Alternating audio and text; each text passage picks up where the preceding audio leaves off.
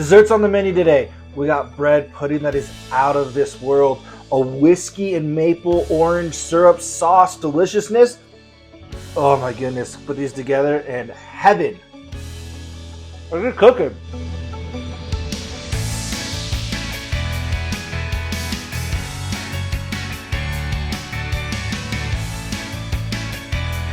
What's up everybody, welcome to Chronicles of the Chef. I'm Scott Hamilton and today we're going to make a delicious bread pudding.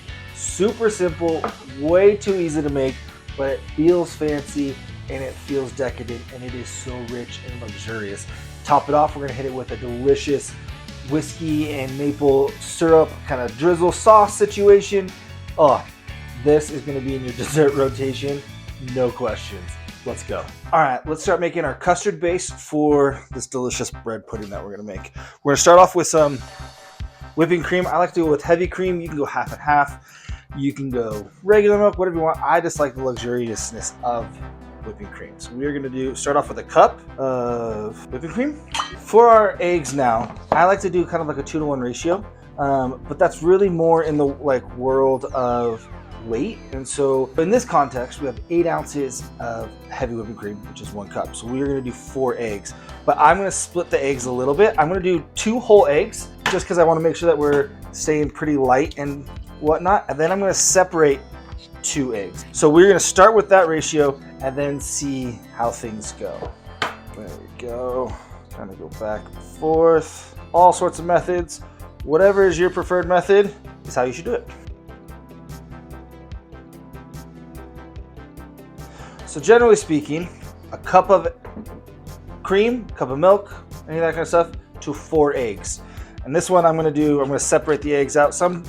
You can do just egg yolks, you can do whatever. I like to have the egg whites in there. It's going to help kind of fluff it up a little bit. And then I'm going to whip these guys and fold it in later so we can have a really light and airy but delicious bread pudding. And we can just continue to follow that ratio just in case we get our bread and everything all in here. And we need to add more, we can do that. We're also going to go a teaspoon of vanilla bean paste. This stuff is, oh, so good. Oh, it smells delicious. I love it. If you don't have vanilla bean paste, that's okay. You can still use just regular, good old vanilla extract. It's all right. All right, we're going to give this guy a good mix. There we go. Uh-oh, where's something sliding? 1 second. My little wet towel trick here.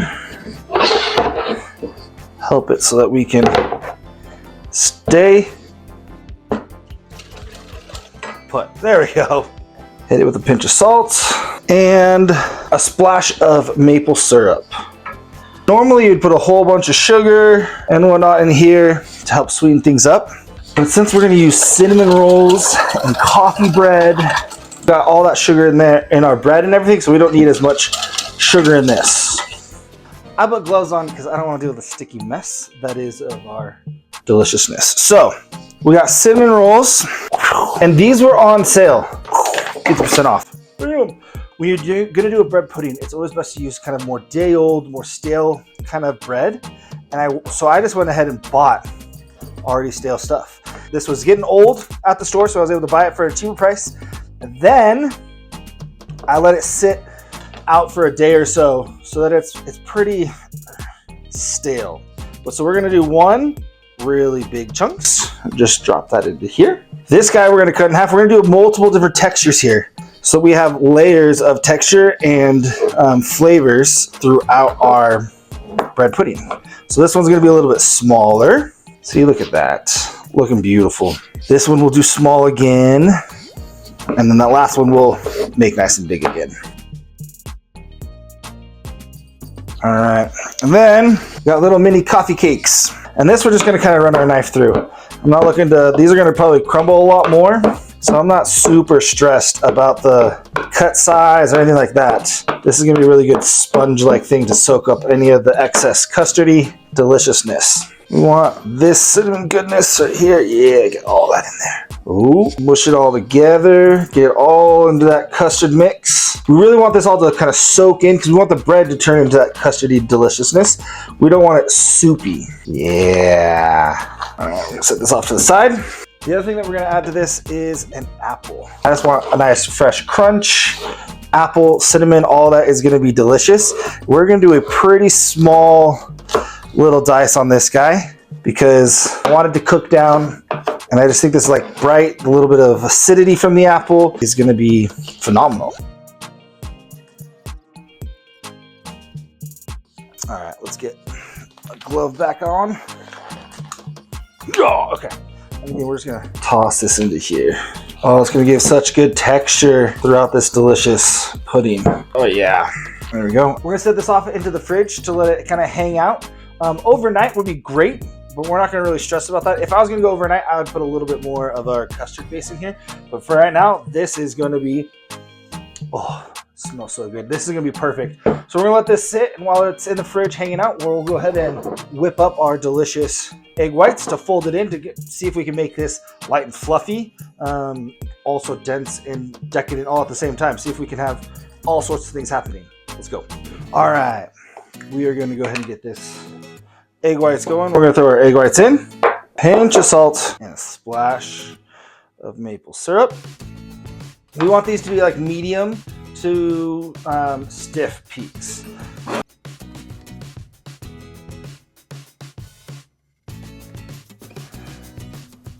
Oh, almost there.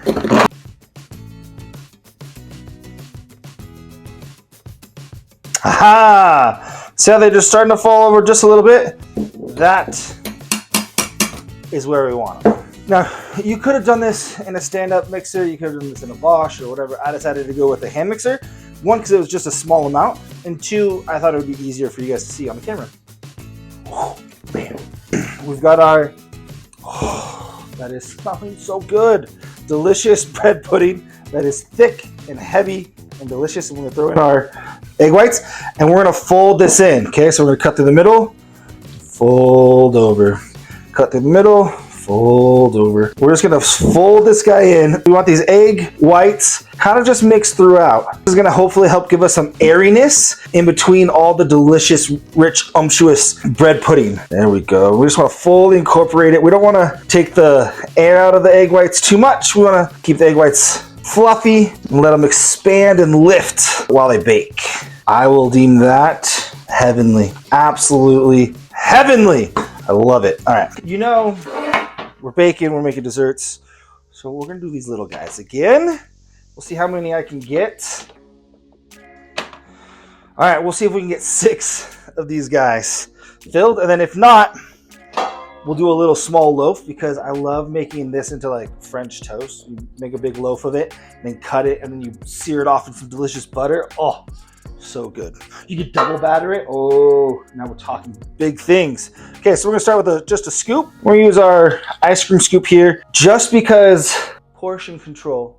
No, so they all cook the same and even. That's our big goal here. To make sure that nothing's gonna come out too done or underdone or overdone or all that kind of stuff. We just want them all same size. Okay, we're just gonna kind of push these guys around. I think we should do more. Let's go ahead and double down. Uh-oh. Oh no, it wasn't enough for double. Let's scoop a little guy out of this guy. Throw him over there. Now we're gonna kind of, again, push these guys around. And now what I'm gonna do, I'm gonna put a little water in here, give ourselves a little bit of like a water bath vibe. The water bath isn't necessary for most bread puddings. It's just gonna help keep things nice and moist and delicious. All right, so we're gonna add our water here. Not doing a whole lot. There we go. All right, oven set to 350. We're gonna pop these guys in and let them go. And while that's cooking and then we'll let them cool and everything like that, we're gonna make a delicious whiskey syrup to go with it. All right, so we're gonna start with this Devil's Gate bourbon whiskey from small batch from 8 Settlers here in Utah, which is awesome. There are certain times where I use good whiskeys or good alcohols or good beverages to cook with, and that's when I want that flavor. It's very important. I want a good, strong, delicious whiskey flavor. So I'm not going to use some cheap whatever whiskey, but I want the smoky, I want that oak, I want that vanilla, I want all those flavors to be very present because it's going to go so well with our cinnamon rolls and the maple syrup that's in there and the apples, all that's going to be uplifted and be complemented very well by those strong flavors. And so if we use a cheaper whiskey, we're not going to get those strong flavors. It's going to die off a lot faster. So here's to that. There we go. So we got this on high. We're boiling that up. We want this to really reduce. I have a half an orange here, because I just don't think that we're going to need all that much, because this is going to be a nice little drizzle over the top. We go ahead and get all the zest of this orange, and then the juice of the orange. That's going to give us some nice acidity. We're going to need some kind of acidity going through this dish. It's going to be rich, it's going to be decadent, it's going to be heavy, and we got lots of fat in there. We got our cream, we got the egg yolks. So this is a really rich dish, and so we want something to cut through all that. So by having this bright orange in here to complement the wood and the oaky and that smoke, that's going to help kind of cut through all of that fat and help brighten up this dish. I know that I did orange in the cheesecake, the no-bake cheesecake video. I'll link that above. But orange is just such a good citrus, and we're doing whiskey. You could have done lime and all that. Lemon, any of those citruses would have worked as well, especially pairing it with the whiskey. But I had oranges on hand, and so just keeps it simple. Plus orange and cinnamon, classic. All right, now so for some maple syrup. That is sticky. That whole container is just sticky. And then we're gonna do about a half a teaspoon of vanilla bean paste. All right, give this a good whisk. Oh man, this smells like a country breakfast. I want some bacon now. Oh, smells so good. Okay, we're gonna drop this down now to like a medium low, and we just want this to kind of cook down, reduce, thicken up a little bit. With a pinch of salt. And as you can see, this isn't going to be a whole lot. We're just looking to drizzle this over the top. So there's not a whole lot, and that's okay. We just want something that's going to be nice and bright and fresh to help cut through the fatty, rich deliciousness of the bread pudding. If we did this like a whole, we just covered the whole thing, it would lose its balance. The decadence and the richness and that comfort feeling would be overwhelmed by the syrup. So we want that to be the star, but we want you to be able to go back for more and more and more and more, because we're giving you these bright points of acid. Hitting it, so you take a bite and you're like, oh, that was rich and decadent. And then you take a bite and all of a sudden there's this bright orange and whiskey brightness to it. And all of a sudden you're like, oh, and it's lifted. I'm not as heavy. And like, oh, I want another bite. And then you go back and forth, and we want that kind of roller coaster ride and all the taste buds over and over again. Try not to burn myself to death here. We're gonna get a little bit of this. Oh, it smells so phenomenal. Oh, oh yeah. Man, there's a slight note of maple. Then you get all this rich oak and a little bit smoky. It almost like feels like you're smelling a campfire, but you don't taste campfire. Oh man. And then there's this orange note just kind of riding through. It's not too bright, not too acidic. It's nothing crazy, but I do want this a little bit more thick. Oh man, I don't know. Can't eat some bacon or something like that with this. But I think we're gonna add one thing that wasn't on the bingo card to kind of help with the tang, but also give it more body to the syrup. We're gonna go with buttermilk, because one, I have this massive thing from our leftovers, but also I just feel like it's gonna be really helpful. And we're not gonna do a whole lot. We're looking like, what, maybe a tablespoon, not even a tablespoon, 1.5 teaspoons or so. There we go. Oh yeah. I think we're gonna need a little bit more. So we're gonna do another capful, which my guess is that's gonna put us about a tablespoon or so. And okay, do you see how the color has changed? How the thickness has changed? The body of this syrup has changed dramatically, which is what I was looking for. That's beautiful. Now it's like a little bit more on that like caramely kind of side of things. And then as this cools, it'll thicken up a little bit. It shouldn't thicken up too much that it's like hard to do, but like this will be a little bit more glazy. Oh man, that buttermilk, just that little bit of extra fat just kind of helps coat your tongue. And then it made the orange and the citrus just pop, pop, pop.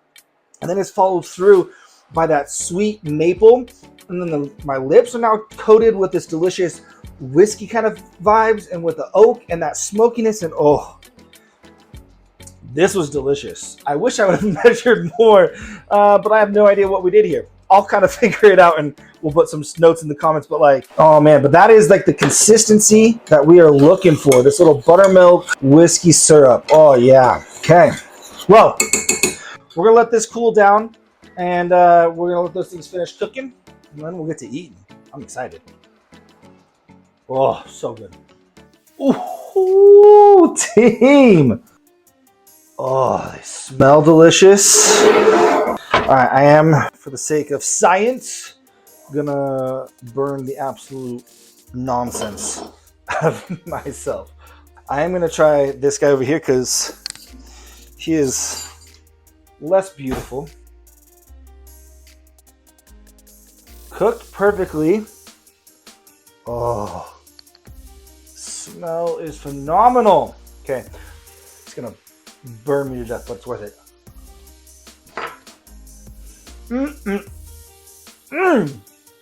This is so good. It's simple.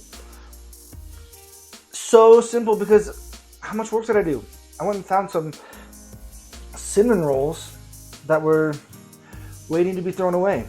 We don't want that. I'm just gonna go ahead and do a little bit of this over the top. But like, let's talk about that. Oh, there's a little bit of crunch. The apple was phenomenal in there. And then it was rich and creamy, but it's really, really light. That egg whites, I think, at the end really fluffed this stuff up. But like, if you look at it, it still looks dense and decadent, but it is airy and delicious.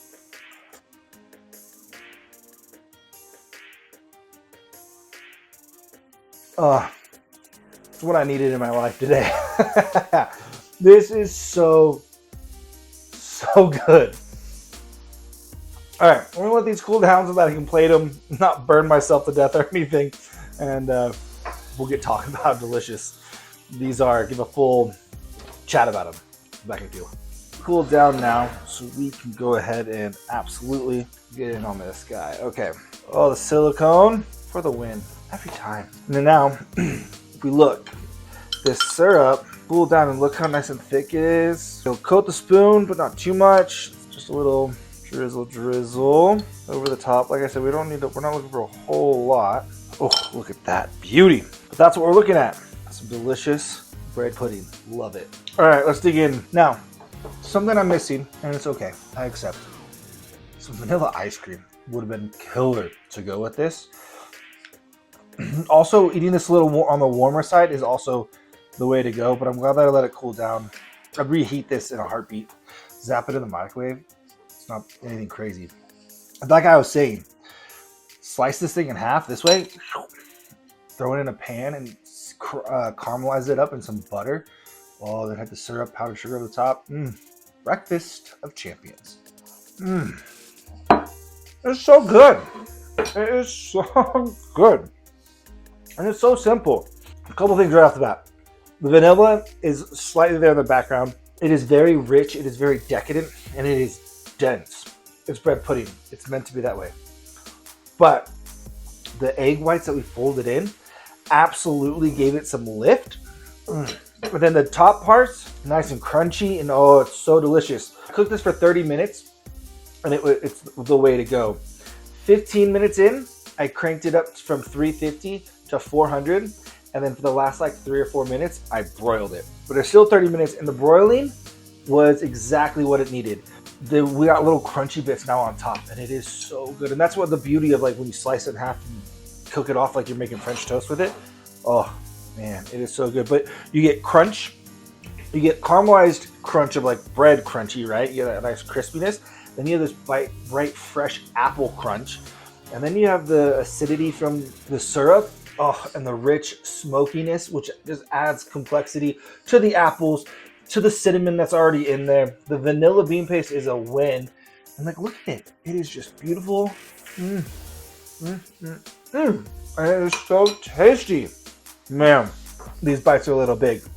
I will say, like I was saying, vanilla ice cream though with this, a warm one of these, kind of fresh out of the oven or reheated, with a scoop of vanilla ice cream. Whole nother world right there. I always love making a fun dessert, especially when they're this simple and this delicious. Portioned out perfectly. Again, don't have the little tartlet pans, that's all right. Put them in a loaf pan, slice it up, now you got French toast. The possibilities are endless, and the recipe is simple and easy to adjust. Next time you're in the clearance section, you see some raspberry croissants, you see a raspberry or a orange or some blueberry even. Oh, any of those breads can make a delicious bread pudding. Get them on sale, so they're already going to be on the stale side because you want to let them dry out. Open them up, let them hang out for a day, let them dry out, get nice and stale so they can soak up all that custardy goodness. And then you have this deliciousness. So it's a win. Thank you so much for watching. Please like, subscribe, do all those fun things. Make sure you let me know down in the comments what kind of bread or what kind of desserts you want to turn into your own bread pudding. And if there's any other desserts that you want to see. See you next time.